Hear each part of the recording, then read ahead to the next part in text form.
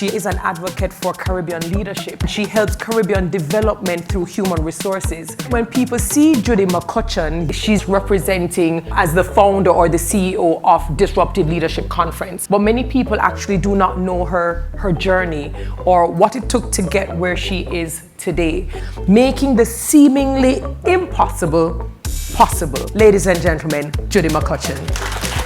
Hi Judy, how are you? Hi Terry, how are you feeling? How do you feel? When you see a room, you see the participation, you're getting the feedback already. How does that make you feel considering this was your baby you thought about it in 2018 and we're here 6 years later? It feels good. I think that the atmosphere that I aim to create has been created, and the impact as well as the connection, because for me the connection is really important. I know you're all about connecting people and dots. Let's start from the beginning. You grew up in Tobago, raised by your mother and your community. How do you believe those early days helped to shape who you are today and your perspective on leadership and resilience? Well, being the 8th child out of 10 and growing up in a single mother home, you know that the struggle was real to keep the meat on your plate when it was mealtime. Real resilience. But seriously, when I think about resilience and leadership, I think about my mom. I've seen how she's had to take a little bit and make plenty.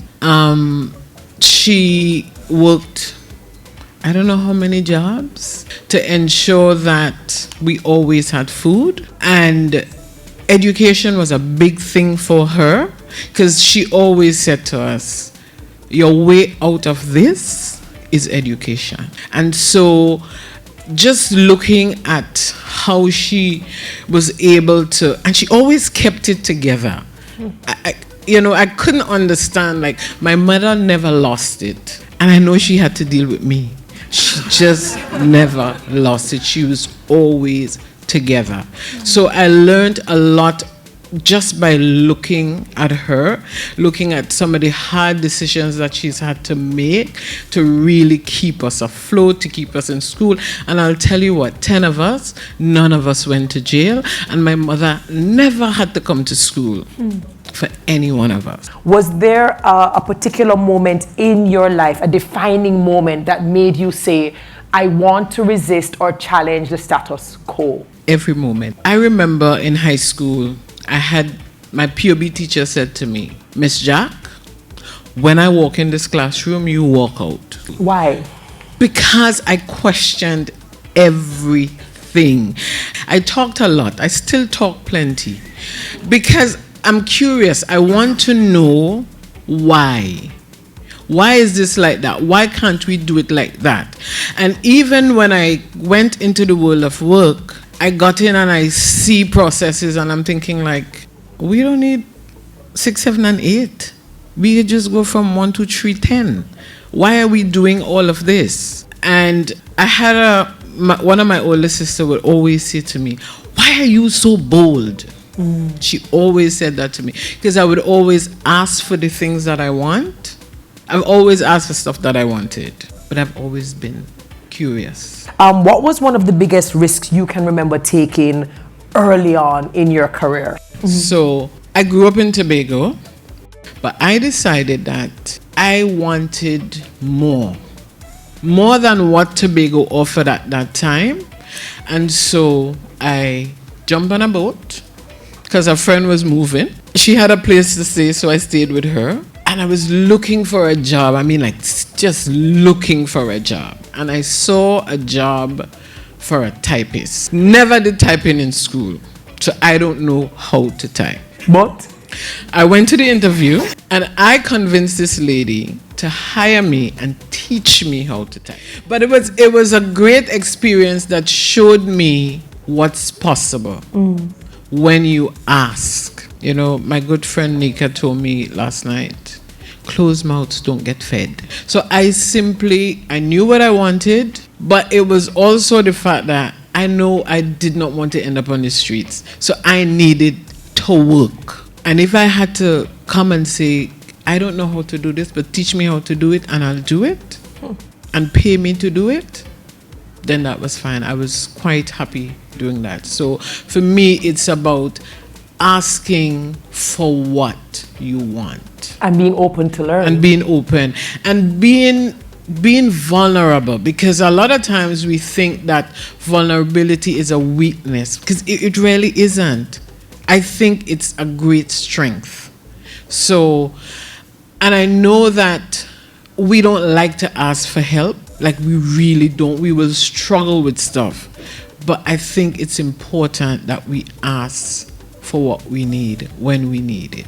Absolutely. So you move from, of course, becoming a typist, but then in 2016, you decide you're going to become an entrepreneur. You're going to launch off into HR. Why HR, and what was the inspiration now from using that platform to create this that we're seeing right in front of us? Two things. One, I moved to Belize, my second home, and I was the financial accountant for the telephone company, and I had a boss. I had this boss, and he, like, zero emotional intelligence, zero. And he would, so the accounts department was open like this, and he would go in the middle of the room, like if somebody made one little mistake, and he would, I mean literally cuss them out, literally screaming at the top of his voice. And I thought, this could never be it. So that was one thing. And the second thing happened when I moved to Grenada. Judy moves. By next year, Judy going to move to Jamaica, you know. What you seen? You moved to Grenada.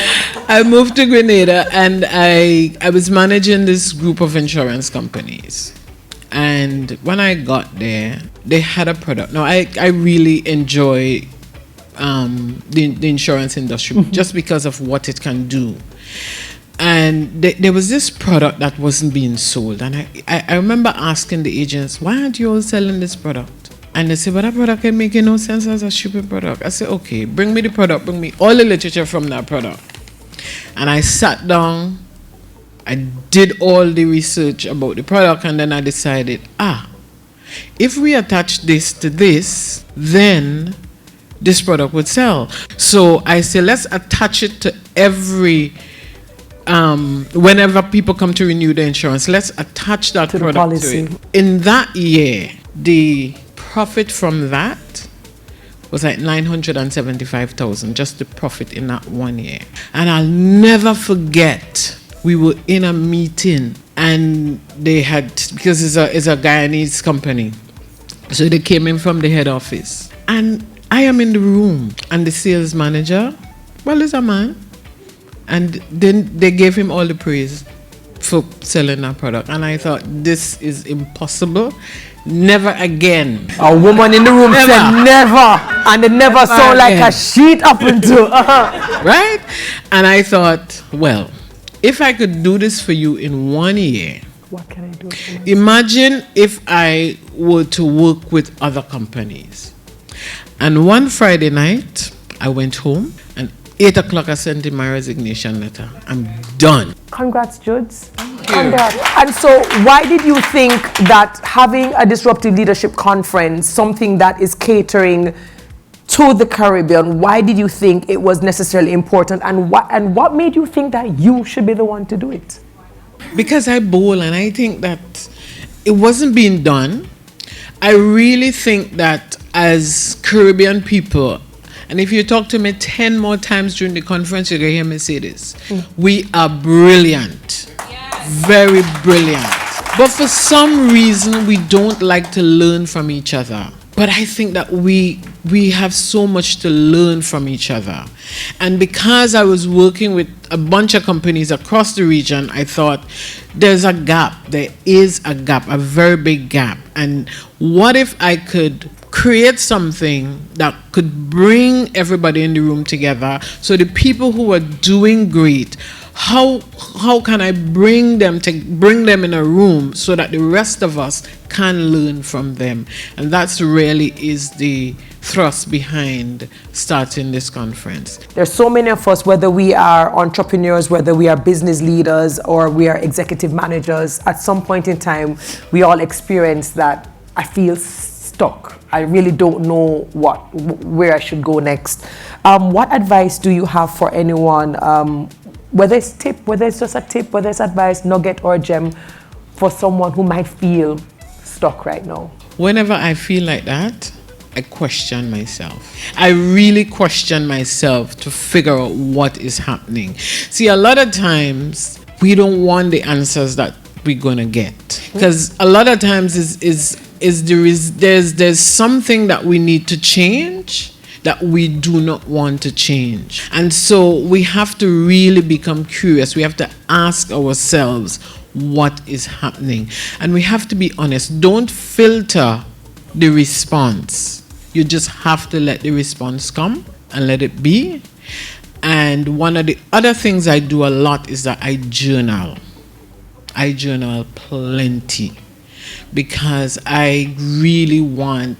And in journaling, you get lots of great things come to you. Mm-hmm. But I want to get out everything that's keeping me stuck, so that I can look at it on paper and say, okay, this is where I am now, and these are the things that I need to let go. Mm-hmm. And it could be things, it could be people. Because sometimes we hold on so tight to things that we should have let go 5 seasons ago. So become curious. Ask yourself questions. Be really curious about who you are, because that's a great way to find out who you really are.